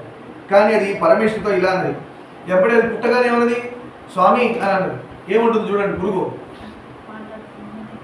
దేవా నేను ఈ నైత్యానికి ఎలా ఒడిగడతాను? ఇలాంటి పని నన్ను ఏమంటావు స్వామి అని అడిగింది పురుగు. అంటే చూడండి ఎంత ధర్మంగా ఉన్నాయి. మనిషి ఇట్లున్నాడు. పురుగులకు కూడా ధర్మం తెలుసు, నిద్రపోయిన వాళ్ళు లేకపోద్దండి. పురుగు పుట్టించగానే అడుగుతుంది, దానికి కూడా తెలిసిపోయింది. ఎందుకంటే దాన్ని చెప్పారు, పోయి ఆ వెంటినారి కొరకు విష్ణువు లేస్తాడు. స్వామి విష్ణు అని చెప్తున్నారు. ఎన్నో జన్మ నేను పురుగుగా పుట్టాను, ఎన్నో జన్మల తర్వాత ఆయన్ని పోయి ఇది ఇబ్బంది పెట్టి నేను నాణ్యత మీద కింద తెచ్చుకోవాలి స్వామి. పురుగుకున్న బుద్ధి మంచికి లేదు. దేవా దేవదేవుడైన మాధవుని నిద్రభంగం, దేవతలకే దేవుడైన మాధవుడి యొక్క నిద్రభంగం నేను చేయాలా? నేను చేయనంటున్నది. నిద్రాభంగం చేయడము ఇప్పుడు జాగ్రత్త వినండి, నిద్రాభంగం చేయకూడదు. నిద్ర ఎవరిదైనా పాడు చేస్తే బ్రహ్మహత్యా పాతకం అంటుకుంటుంది. ఒక బ్రాహ్మణ్ణి చంపిన పాపం వేస్తారు వాడిని ఎత్తిన. ఎవరైనా పడుకుంటే అందుకే లేపొద్దు. లేపితే ఇందాకేం చెప్పాను రీజను, దేవుడి పేరు చెప్పి లేపాలి. లేనన్నా రామకోటి స్కూల్కి పోలే లేవు ఇట్లా లేపకూడదు. అది లేపిన వాళ్ళకి అందరికీ బ్రహ్మహత్యా పాతకం చుట్టుకుంటూనే ఉంది. అందుకే మనం ఎన్ని పూజలు చేసినా దేవుడు రాడు, మన మొహాలు ఇట్లా ఉంటే జన్మలు వస్తూనే ఉంటాయి. అమ్మ ఏదో లేపమని చెప్పేసి అక్కని తన్ని లేపు లేదంటే కొట్టి లేపు, ఇలాంటి చెల్లెని కొట్టి లేపడం ఇలా చేయకూడదు నాన్న. పేరెంట్స్కి ధర్మం తెలియట్లేదు, అందుకని పిల్లలకి అదే చెప్తున్నారు. పిల్లలు ఏం లేదు, పేరెంట్స్కే పడుతున్నారు. నిద్ర ఎవరిని లేపమన్నా, ఎంత కోపం మీద ఉన్నా నాన్నలే గుడికి వెళ్ళాలన్నా కదా అనాలి. నేను ఎప్పుడన్నాను మమ్మీ అంటే ఆనందించాలి చాలు. అర్థమైందా? రీజన్ అయితే దేవుడికి పెట్టాలి. అందుకనే తెలివిగా మన సంప్రదాయంలో ఏం చెప్పారు, పొద్దున్న లేవగానే కౌసల్య సుప్రజా రామ పూర్వ సంధ్యా ప్రవర్తతే ఉత్తిష్ట నరసార్దూలా కర్తవ్యం దైవమాహ్నికం. విశ్వామిత్రుడు రాముని ఎలా చెప్పాడు? నిద్ర కౌసల్య సుప్రజా రామ, కౌసల్య మాత యొక్క సత్సంతానమైన రామ. అవునా? పూర్వ సంధ్య, పొద్దున సూర్యుడు ఉదయించేటట్టుగా ఉషకాంతులు కనబడుతున్నాయి. అలా సూర్యుడు ఇంకా రాలే, ఆ వెలుతురు కొంచెం చీకట్లోంచి కనబడుతూ ఉంటుంది. అప్పుడే ఏం చేస్తారు? బ్రహ్మముహూర్తం. అది గొప్ప గొప్ప సాధకులు అందరూ అటైనా లేవారు. పూర్వ సంధ్య ప్రవర్తతే ఉత్తిష్ట నరసార్దూల, నరులలో శార్దూలం వంటి వాడ. అంటే శార్దూలం అంటే పులి, నరులకి పులి వంటి వాడి. అంత గొప్ప పరాక్రమం గలవాడా? నిద్రలే. ఎందుకు? కర్తవ్యం దైవమానికం. క్షత్రియుడి కర్తవ్యం ఏంటి? బాణాలేసి వచ్చేసి నిద్రలేసి బాణాలేమని కాదు, క్షత్రియుడు కూడా సంధ్యావందనం చేయాలి. అందుకు లేపాడు. లేనాయన కార్యకృత్యాలు చేసుకుని సంధ్యావందనం అనేది నీకు ఒక ఉంది కదా, ఏంటది? కర్తవ్యం. అది చేయడానికి లేపాడు విశ్వామిత్రుడు. అంతేగాని పోయి బాణాలేమని కాదు. రాముడు ఎప్పుడే లేదని గురుగారు ఎవరే ఊరుకోండి గురుగారు, రాత్రంతా మీ కాళ్ళంతా వచ్చాను, 1 గంట అయింది, మీరు మాత్రం బాగా పడుకున్నారు, నేను పొద్దున్న 2 పడుకున్నాను, ఎప్పుడైనా 4 గంటలు ఎత్తారా అని అంటూ రాముడు 4 గంటలు లేచేస్తారు. గురువు అంత సాడిస్టిక్ గా 2:30 వరకు కాళ్ళొత్తమని చెప్పారు. ఇది కూడా అర్థమైందా? సో గురువు శిష్యుడి పట్ల ఎప్పుడు ప్రేమగా ఆదరంగా, శిష్యురాలు బాధ్యత గురువు తీసుకుంటాడు. ఎలా? సేఫ్టీ ఆస్పెక్ట్స్, ఎటువంటి ఇబ్బంది లేకుండా. అది తెలియని వాడు 100 అనుకుంటాడు, 1,00,000 అనుకుంటాడు. అర్థమైందా? అలా విశ్వామిత్రుడు లేపాడు రాముడు. రాముడు కూడా అలానే గురువు లేపగానే తక్కువ రెడీగా ఉంటాడు. గురువు వాక్ వినబడంతా లేచి కూర్చుంటాడు రాముడు. రాత్రంతా మరి కాపలా కాశాడుగా, కాపలా కాశాడు రాముడు. మరి రాముడు ఎలా లేపాడు? మరి ఎవరు కాపలా ఉన్నా అంటే లక్ష్మణుడు కాపలా కాస్తాడు. రాముడు పడుకుంటే లక్ష్మణుడు పడుకుంటే రాముడు. ఇద్దరు అలా గురువును చూసుకున్నారు జాగ్రత్తగా. సరే, నిద్రాభంగం చేయడం సత్కథా కలాపాలకు, గొప్ప గొప్ప పురాణాలు చదువుతున్నా వింటున్నా చెబుతున్నా డిస్టర్బ్ చేసినా కూడా ఒక బ్రాహ్మణుడిని చంపాడురా అనేస్తారు. బ్రాహ్మణుడిని ఇప్పుడున్న గొప్పవాళ్ళ గురించి మాట్లాడట్లేదు. ఏది పడితే దీనికి బ్రాహ్మణ్స్ అని చెప్పుకునే గొప్పవాళ్ళు కాదు నాన్న. బ్రాహ్మణుడు అంటే సంధ్యావందనం చేసుకుంటూ దేవుణ్ణి నమ్ముకున్న బ్రాహ్మణుడు అంటే గొప్ప వాడు బ్రాహ్మణుడు. బ్రహ్మం గురించి తపస్సు చేశారు. బ్రాహ్మణుడు చంపిన పాపం ఇస్తారు. ఇవాళ బ్రాహ్మణుడు చంపింది ఏముంది అంటే అట్లా చంపడం ఎక్కడ చేయట్లేదు, సాధన చేయట్లేదు, సంధ్యావందనాలు లేవు, శిఖా పోయింది, యజ్ఞోపవీతం కూడా గోడ తగిలిస్తాడో దేని తగిలిస్తాడో తెలియదు, పంచ కట్టడం మర్చిపోయారు. ఇవాళ రెడీమేడ్ పంచలు వస్తున్నాయి, వెల్క్రో అంటే ఇటు తీసి అది నేర్చుకోబోతున్నారు. అవునా? అలా కాదు, పంచ ఇలా పిచ్చు పోసి ఇలా పంచ కట్టు అంటే అర్థమంటే 5 ఫోల్డ్స్ పెడతారు. అంటే పంచభూతాలకు ఆధీనుడినై నేను చేసే కార్యక్రమాలు అని అర్థం. సంధ్యావందనం చేస్తారు. సరే, అలా సత్కథా కాలక్షేపాలు అంటే ఇట్లా పురాణాలు చెప్పేటప్పుడు వెనక మాట్లాడుతున్నా, ఇంకోటి జాగ్రత్త వింటున్న పక్కన జోరిగలా గుయ్యమని మాట్లాడదు, వాడు ఇష్టం కలిపిన వాడికి ఖాతాలో బ్రాహ్మణుని చంపిన, గొప్పదైన బ్రాహ్మణుని చంపిన పాపం పడిపోతుంది. సతీపతులను విడదీయడము, మొగుడు పెళ్ళాలను విడదీయడం, ఇది అత్తామామలు తల్లిదండ్రులు చేస్తున్నారు. కూతురు జీవితంలోనో, కొడుకు జీవితంలోనో, కోడల జీవితంలోనో, లేదంటే ఇంకోటి ఏముంది అల్లుడి జీవితంలోనో దూరుతారు. అందులో దూరి వాళ్ళిద్దరు కొడుకు డైవర్స్ వచ్చే వరకు చేస్తారు. ఏదన్నా భార్యాభర్తలు డైవర్స్ తీసుకోవడానికి ఎంతమంది కారణమయ్యారో ఆ సైన్ పెట్టడానికి వెళ్ళిన వాళ్ళ ఖాతాలో కూడా బ్రాహ్మణుడిని చంపిన పాపం అంటుతుంది. నిర్మోమాటంగా అడుగుతుంది చెప్తుంది. అందుకే సంబంధాలు చూస్ చేయాలి. ఒక దైవాజ్ఞ చేత ఏదైనా సంబంధం కుదిరితే నాకు ఇదే రాసి పెట్టుంది అనుకొని నడిపించాలి, కానీ ఇంకో విధంగా వెళ్ళకూడదు. మన సనాతన ధర్మంలో ఇంకో సిస్టమ్ లేదు, డైవర్స్ అనే సిస్టమ్ లేదు. విడివిడి ఆకులు లేవు మన దగ్గర. కలిసి ఉన్న ఆకులే మామిడి ఆకులు, అది పెళ్లిలో కడతాం. విడాకులు లేవు. అర్థమైందా? అలా మాతా శిశువులను అమ్మని బిడ్డని విడగొట్టినా కూడా వాళ్ళకి ఏం పాపం? బ్రాహ్మణుడు చంపిన పాపం. ఇది తల్లి నుంచి కుక్క పిల్లని తీసుకెళ్ళినా కూడా చెప్పలేదు. అంతేగాని శిశువు అంటే ఇక్కడ మనిషికనే కాదు, ఏ తల్లి అయినా తల్లి అని అర్థం చేసుకొని ఆ పిల్లని పెంచుకోవడానికి తీసుకెళ్తే తల్లి బిడ్డని తీసుకొని పెంచుకోండి. తండ్రి ఉంటే తండ్రిని కూడా పట్టుకోండి, తండ్రి కుక్క కానీ అలా పట్టుకెళ్ళి పెంచుకోండి ఇంట్లో.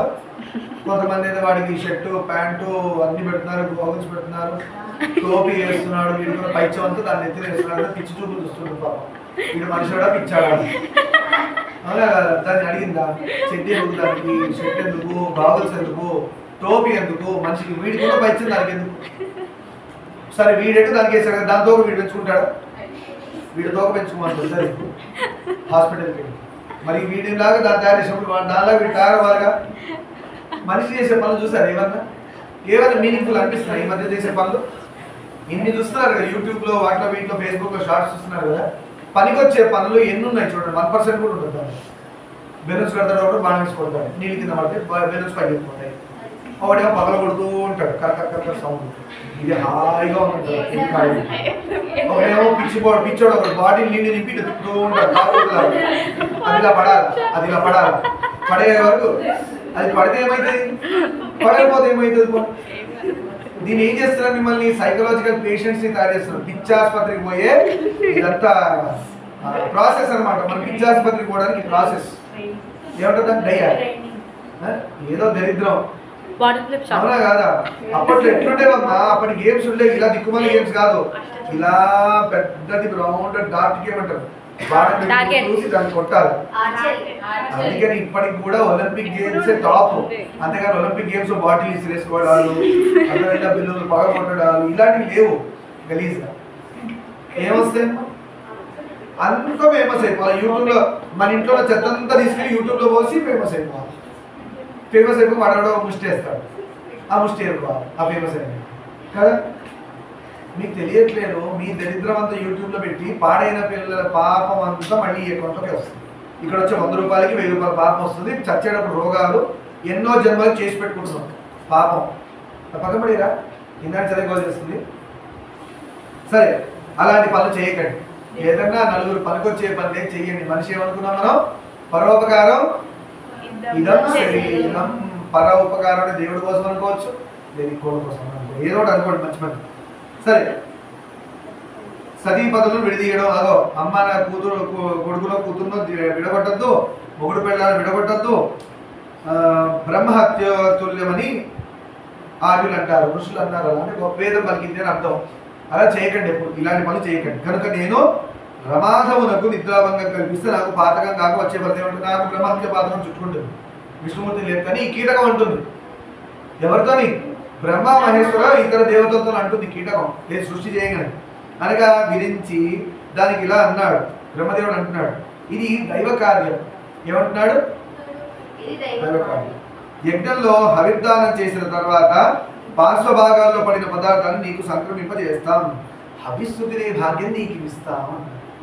అంటే దేవతలు పుచ్చుకున్నాక పక్కన పడి ఉంటుంది కదా, ఆ మిగిలిన భాగాలు ఈగలు కానీ ఏవో వచ్చి తింటుంటాయి, ఆ భాగం నువ్వు తినే అదృష్టం నీకు ఇస్తాం. హవిస్సుతిని కంటే గొప్ప తేజస్సు యజ్ఞంలో జరిగింది. సో ఆ పుణ్యం నీకు చేరుతుంది కాబట్టి బ్రహ్మహత్యా పాతకం అనే దోషం నీకు తగలవు అని మిగతా దేవతలందరూ హామీ ఇచ్చారు. ఎవరికి? ఆ కీటకానికి. శ్రీ విష్ణు మేల్కొల్పు, ఇంకా కానీ విష్ణువుని మేల్కొల్పు అన్నారు. బ్రహ్మదేవుడు అలా అనేసరికి ఆ భ్రమి అంటే ఆ కీటకము వింటి కింద కొప్పును కొరికి కిందికి వెళ్ళింది. ఆ వింటి కింద ఇలా చుట్టూ ఉంటుంది కదా, ఇలా చుట్టూ ఉంటుంది వింటినారు, దాన్ని కొప్పు అంట. అక్కడ కొరికితే వాళ్ళు లూజ్ అయిపోయి టక్కుమని ఊడిపోతుంది కదా. కొరికింది వెంటనే వింటి అల్లెత్రాడు విముక్తం కావడంతో, విముక్తం అంటే ఊడిపోయింది, ఒక మహానాదం పుట్టింది. ఒక సౌండ్ వచ్చింది, స్ట్రింగ్ సౌండ్, గొప్ప సౌండ్. అది ఏమైంది చూద్దాం. ఆ సౌండ్కి బ్రహ్మాండం సంక్షుభితమైంది, మొత్తం బ్రహ్మాండం దద్దరిల్లిపోయి భయంలో ఉండిపోయింది. ఏంది సౌండ్ ఎక్కడి నుంచి వచ్చిందని. విష్ణు యొక్క అల్లెత్రాడు ధనస్సు అల్లెత్రాడు తెగ్గొడితే అన్ని కంపించిపోయినాయి ఆ సౌండ్కి. భూమి కంపించింది, వైబ్రేషన్స్ వచ్చాయి భూమి మీద ఒక వింటినారి సౌండ్కి. అంటే అది ఎలాంటి ఎవరి ధనస్సు ఏం ధనస్సు చూడండి, మన ఇంట్లో తయారు చేసుకుంది కాదు. సముద్రాలు సంచలించాయి, అంటే సముద్రాలు ఇలా అలలు వేసిపోయినాయి, వెనకాలకి వెళ్ళినా ముందుకెళ్ళినా ఆ వైబ్రేషన్స్కి సునామీ వచ్చినట్టు అయింది. దిక్కులు దద్దరిల్లాయి, అంటే రీసౌండ్స్ వెళ్ళిపోయినాయి, వెళ్ళి తగిలి వస్తున్నాయి ఆ రీసౌండ్స్ అన్ని డైరెక్షన్స్లో. ఉల్కలు రాలాయి, ఆకాశంలో ఉన్న స్పేస్లో ఇలా ఉన్నాయి కదా ఉల్కలు రాళ్ళు అవి ఇవి, ఈ వైబ్రేషన్స్కి పడిపోయినాయి కింద. ఎలా అయితే చెట్ల మీద ఆకుల మీద నీళ్లు ఉన్నప్పుడు చెట్టును కలిస్తే ఎలా పడతాయి, అలా పడిపోయినాయి ఉల్కలు భూమికి. సూర్యుడు స్తంగతుడయ్యాడు, ఆగిపోయాడు సూర్యుడు. ఒకసారి ఏమైనా అర్థం కాలేదు, ఏం జరుగుతుందో ఒక్కసారి ఈ సౌండ్ ఏంటి, ఎప్పుడు వినలేదు, ఎక్కడి నుంచి వచ్చిందా. లోకాలన్నీ తమోవృతాలయ్యాయి, లోకాలన్నీ అర్థం కావట్లేదు వాడికి. అంటే ఒక భయానికి లోనైంది, తమోగుడానికి వచ్చినాయి అంటే అది షాక్లో ఉన్నాయి అని చెప్పాలి.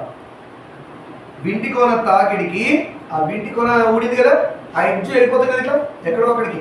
అందుకే చూడండి వైర్ల జోలికి వెళ్ళకంటారా అంటారు, ఎందుకంటే అది ఎటు తిరుగుతుందో ఎటు వస్తుందో తెలియదు. వైర్లు కట్ అయితే ఇలా ఇలా ఇలా మూవ్ అవుతాయి, అది స్టిఫ్ ఉన్న వైర్లు ఇంకా బ్లేడ్లా ఉంటాయి, అవి జాగ్రత్త ఉండాలి. ఆ కొర తాకిడికి శ్రీ రమాధముని విష్ణు యొక్క శిరస్సు తెగి ఎగిరి ఎక్కడో పడ్డది. విష్ణుమూర్తి యొక్క శిరస్సు తెగి ఎక్కడో పడిపోయింది. ఈ విలయానికి హేతువేమిటో దేవతలకు అర్థం కాలేదు. ఏంటిలా విష్ణుమూర్తిని లేపుదామంటే వింటిని అడగడం ఏంటి, ఆ కోరదగడం ఏంటి, విష్ణుమూర్తి తలగెగిరిపోవడం, వీళ్ళంతా షాక్లో ఉన్నారు. చీకట్లు క్రమక్రమంగా విచ్చిపోగా శిరోవిహీనమైన మాధవుని శరీరం చూచి వారు దిగ్భ్రాంతులకు గురయ్యారు. శరీరంలో శిరస్సు లేని విష్ణుమూర్తి శరీరం ఉంటుంది. శిరస్సు లేని విష్ణుమూర్తి యొక్క శరీరం అక్కడ ఇలా ఆపలేం కాబట్టి కొంచెం కంటిన్యూ చేద్దాం. ప్రభు ఏమిటి ఘోరం, నీవు సర్వదేవతలకు దేవదేవుడవు, అందరికీ దేవుడు దేవతలకి దేవుడు నువ్వు, నీకు ఇలా ఎందుకు అయింది, నీ శరీరం నుంచి తలక వెళ్ళిపోవడం ఏంటి, మాకు అర్థం కాబట్టి మాకు భయం వేస్తుంది. అచేత్యుడవు, యక్ష రాక్షస గణాల్లో నీ శిరస్సును హరించగల శక్తి ఎవరుకున్నది. అదేంటి నీ శిరస్సు తెగొట్టే అంత పవర్ కానీ ధైర్యం కానీ ఎవరికైనా ఉందా, కానీ ఇలా జరిగింది ఏంటి అని అనుకుంటున్నారు. మాయాతీతుడమైన నిన్ను మాయ ఎలా వంచిస్తుంది, పోనీ మాయ వల్ల జరిగిందా, మాయనే నీ కంట్రోల్లో ఉంటుంది, అలాంటిది మాయ నిన్నెలా శిరస్సు ఛేదించగలిగింది భేదించగలిగింది, అంటే ఇదేంత మాయనా, అంటే మాయ వల్ల నీ శిరస్సు దూరం అయిందా అని అంటున్నారు. మూఢమతులమైన మా వల్లనే ఏదో ఘోరాపరాధం జరిగి ఉంటుంది తిట్టుకుంటున్నారు. మూఢలమైన మేమే ఏదో చేసాం, అందువల్ల ఈ ఘోరాపరాధం జరిగిపోయింది, మీ శిరస్సు ఎక్కడో పడిపోయింది, శరీరం ఉండిపోయింది. అంటే విష్ణు శిరస్సు కట్ చేసిన పాపం వీళ్ళందరికీ అంటున్నారు, భయపడిపోతున్నారు. మాకు ఇక దిక్కెవరు, మాకు దిక్కెవరు స్వామి, నీకే ఇలా అయితే మమ్మల్ని ఎవరు కాపాడుతారని బాధపడుతున్నారు వీళ్ళందరూ దేవతలు అని ఆక్రందిస్తున్న బ్రహ్మేంద్రాదులను చూచి దేవగురువు ఎవరు బృహస్పతి విలపించి ప్రయోజనం ఏముంది, దేవతల గురువు బృహస్పతి, ఓకేనా, ఆయన వచ్చి బాధపడే లాభం అంటున్నాడు. మన బుద్ధికి గోచరమైన ఉపాయం ఏదైనా ఆలోచించాలి కానీ అన్నాడు. మన బుద్ధికి ఏదైనా ఉపాయం అంటే ఆలోచించాలి కానీ బాధపడుతూ కూర్చుంటే ఏమొస్తుంది ఆయన అని గురువు, అది అజ్ఞానంలోకి శిష్యులు వెళ్ళిపోతుంటే గురువు వచ్చి జ్ఞానబీజం వేస్తాడు. బాధపడినందువల్ల లాభం ఏంటో ఆయన ఆలోచించండి, ఏదో సొల్యూషన్ అంటున్నాడు. మనం చూస్తుండగా శ్రీహరి మూర్ధం విచ్ఛిన్నమైపోయింది, మనం చూస్తుండగానే తల తెగి వెళ్ళిపోయింది. దైవబలం ముందు పౌరుషం ఏపాటిది, దేవుడు ముందు మనకున్న పరాక్రమాలవన్నీ ఎంతవి, దేవుడు తలుచుకుంటే 2 నిమిషాలు పోతుంది. అదే ఇంగ్లీష్లో లెసన్ ఉంది, ఒకటి నిర్వహి దేవుడు యుద్ధం చేస్తాను పోతే ఒక దోమ కరిచి వాడు చచ్చిపోతాడు, ఇంగ్లీష్లో లెసన్ ఉంది. యుద్ధానికి వెళ్తాడు, ఆ పవర్ కూడా ఎవరు ఇచ్చాడు, దేవుడే ఇచ్చాడు, ఆ పవర్ తీసుకుని దేవుడు యుద్ధానికి వెళ్తాడు, చాలాసేపు దేవుడితో యుద్ధం చేస్తాడు, కింద పడేస్తుంటాడు దేవుడు, అయినా మళ్ళీ వెళ్తుంటాడు యుద్ధానికి. ఒక దోమను పంపిస్తాడు, ఆ దోమ కుట్టే దోమ తప్పించుకోలేకపోతాడు, బ్లాంకెట్ వేసుకుంటాడు, చాలా ట్రై చేస్తాడు. అలా పిచ్చి వాళ్ళ తిరుగుతుంటాడు కదా దోమల నుంచి తప్పించుకోవాలి. ఇది ఇంద్రుడనగా విరించి ఈ రీతిగా సమాధానం పలికాడు. బ్రహ్మదేవుడు అంటున్నాడు, కాలాపాదితమైన శుభం గాని అశుభం గాని అవశ్యం అనుభవించవలసినదే, దాన్ని ఎవరు అతిక్రమించలేరు. ఎప్పుడైనా కాలంతో పాటు వచ్చే ఉంటాయి. ఎలాగ రాముడు వెళ్ళాలి కదా అరణ్యవాసం, తలంచుకుని ఎలా వెళ్ళిపోయాడు రావణాసుడు వెళ్ళిపోవాలి, ఎందుకు పనికిరాని పని చేశాడు కదా. సీతమ్మ వారు ఇష్టం లేకున్నా కూడా బలవంతంగా ఎత్తుకెళ్ళిపోయినా కూడా ఆమె కూడా తలంచుకొని వెళ్ళిపోయింది ఎక్కడికి, లంకకి. ఎలా? ఆమెకి ఇష్టం లేదు, బాధపడుతూ రాముడి నుంచి దూరం అయిపోయి ఎందుకు వెళ్ళి తలుచుకుంటే ఆమె 2 నిమిషాలు రావణాసుని బూడిద చేసేయచ్చు. కానీ ధర్మం కాదు అది, ఎందుకంటే హస్బెండే వచ్చి ఇడిపియాలి. అర్థమైంది? ఆమెకు రావాలంటే అన్ని విద్యలు వచ్చి ఆమె రాముడు కాదు, రావణాసుడు కాదు, ఎవరు వచ్చినా కూడా ఆమె ఒక్కతే డీల్ చేసుకోవద్దు, ఆమె చేసుకోగలదు. ఆమె ఆది పరాశక్తి సీతమ్మ. అయినా కామ్గా ఎందుకుంది అంటే నేను చేస్తే మా హస్బెండ్కి పేరు ఎలా వస్తుంది, అది పాతివ్రత్యాల లక్షణం. మా హస్బెండ్కి రావాలి పేరు అని అనుకుంటారు. సరే, కాలవశం చేత ముందొక్కప్పుడు నా తల శంకరుడు, అదో ఒకప్పుడు బ్రహ్మదేవుడు తలకాయ ఎవరో తీసేశారు, శంకరుడు తీసేశారు. ఎందుకు? పొగరొచ్చింది. 5 తలకాయలు ఉన్నాయి బ్రహ్మదేవుడికి, ఎవరొచ్చి తీసేశారు? గిల్లాడు. గిల్లితే ఊడిపోయింది. శాప కారణంగా శివునికి లింగాపాతం జరగలేదు. శివుడికే శాపం వచ్చి శివుడు రూపంగా ఉండేవాడికి లింగ రూపం వచ్చింది. అవునా కాదా?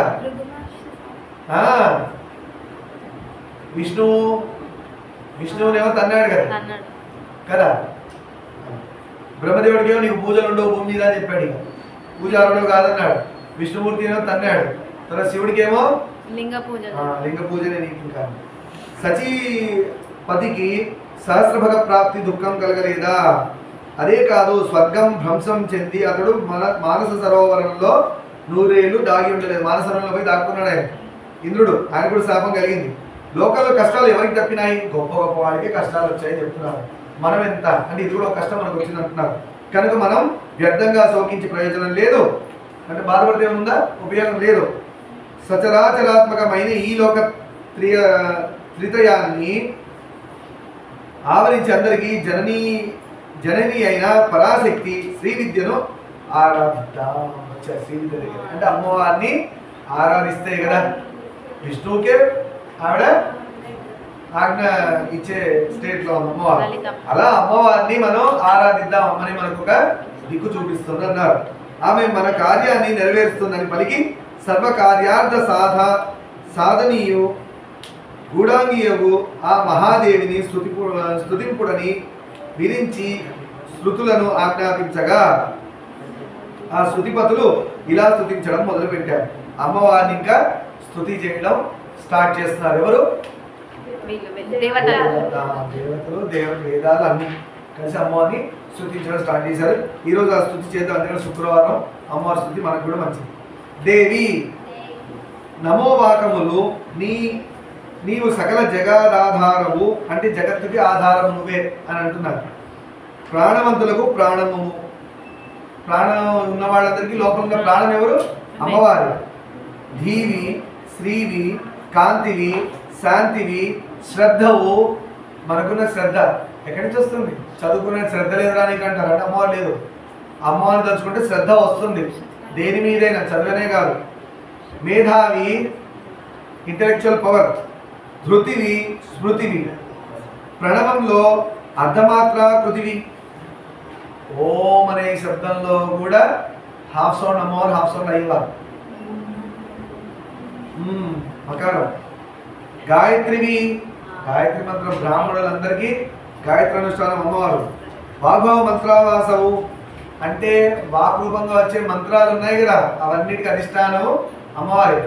యాదేవి సర్వభూతేషు మంత్రరూపేణ సంస్థిత. అలాగే తంత్ర రూపేణ కూడా ఉంది, యంత్ర రూపేణ కూడా ఉంది. అన్ని రూపాలు ఆవిడే. లీలా విలాసంగా లోకాలు సృజింపగోరి తొలతగా నీవు హరిహరాదులను బ్రహ్మేంద్రాదులను పంచభూతాలు సృష్టించేవి కదా. లోకాలని సృష్టించాలని నీ కోరిక కలిగి బ్రహ్మదేవుని, విష్ణువుని, బ్రహ్మాది, ఇంద్రాది దేవతలందరూ నువ్వే కదమ్మా సృష్టించావు. నీకు తెలియదా సృష్టి గురించి? మాకు వచ్చిన ఈ కష్టాన్ని నువ్వు తీర్చవమ్మా అని. అట్టి నీ రూపాన్ని తెలుసుకునే శక్తి లోకంలో ఎవరికి ఉంది? నీ యొక్క గొప్పనైన రూపం ఎవరు కనుగోగలరు? ఎవరికి దొరకదు అమ్మవారి రూపం. ఎప్పుడు దొరుకుతుంది? అమ్మవారు అనుగ్రహిస్తే దొరుకుతుంది. ఎలా అయితే భగవద్గీతలో శ్రీకృష్ణుడి విశ్వరూపం అర్జునుడు ఒక్కడికే దొరికింది. ఎంతో మంది దేవతలు అడిగారు, దొరకదు.